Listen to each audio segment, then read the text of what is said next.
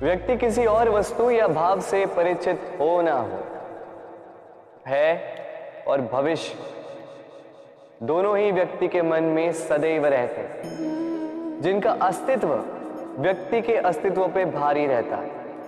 विचित्र है ना? वह वो है जिसे आप नहीं जानते, जो अनजान है, और इसी कारण आपको भय लगता है कि ना जाने क्या होगा। भविष्य वो है जो अब तक घटा ही नहीं, तो जो घटा ही नहीं उसके विषय में चिंता क्यों? आपके हाथ में है वर्तमान। वर्तमान के कर्म सत्य मन से कीजिए और सोचिए ये कि अपने कर्मों को और कितनी श्रेष्ठता से किया जा सकता है। इसलिए आप विश्वास कीजिए,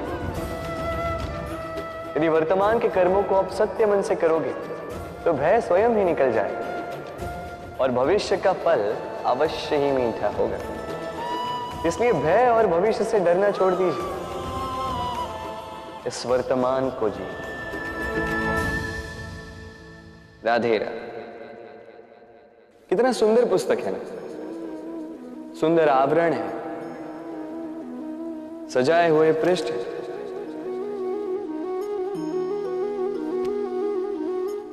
किंतु क्या ये सत्य में अद्भुत पुस्तक कहलाने की पात्र है? क्या इसमें जो लिखा है वो सत्य है, प्रेरणादायी है, हमारे लिए मूल्यवान है? कैसे निश्चय लिया जाए इस बात का?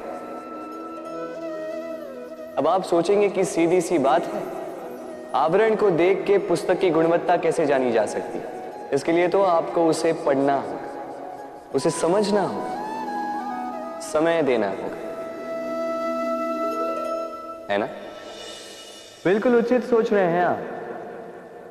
बस आश्चर्य की बात यह है कि पुस्तक के विषय में आप ये सारी बातें जानते हैं, किंतु किसी व्यक्ति के विषय में आप ये सारी बातें मन में नहीं लाते।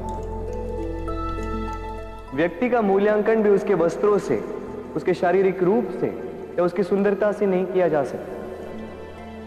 उसके लिए आपको उस व्यक्ति को पढ़ना होगा, उसे समझना होगा, उसे समय देना होगा। पर हम क्या करते हैं? पहनावे, रंग, सुंदरता को देखकर आकर्षित हो जाते हैं, उसे प्रेम समझ बैठते हैं और आए दिन कोई ना कोई ये कहते सुनाई देता है कि उसकी प्रेम कहानी सफल नहीं हो पाई, उसे छल में। किंतु इसमें दोष किसी और का नहीं, स्वयं आपका। आपने उस व्यक्ति को समय नहीं दिया, आपने उस व्यक्ति के विचार नहीं परखे। प्रेम 2 क्षण में बनने वाला पकवान नहीं है। इसका स्वाद चखने के लिए आपको जीवन भर का समय देना पड़ेगा।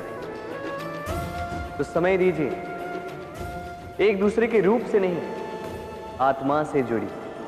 निश्चित ही मन प्रसन्नता से कह उठेगा, राधे राधे।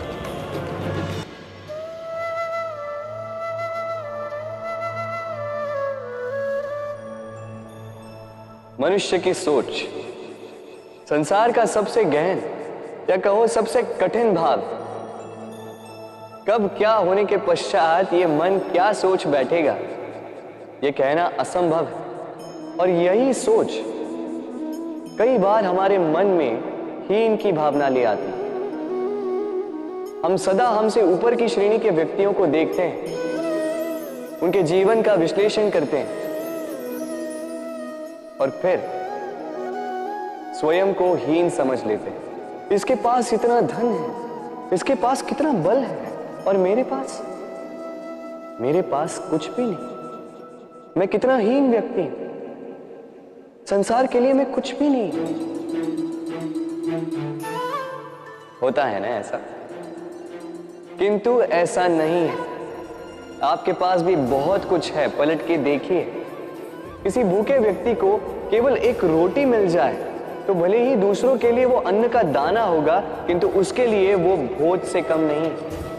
इसलिए जब भी मन में हीन भावना जागे, अपनों की ओर देखिए, उनकी ओर पलटिए। आपको विश्वास हो जाएगा कि भले ही आप ये मानते हो कि इस संसार के लिए आप कुछ नहीं है, कुछ लोगों के लिए आप संपूर्ण संसार हैं। तो जो आपका संसार है उसमें प्रसन्न रहना सीखिए। राधे राधे।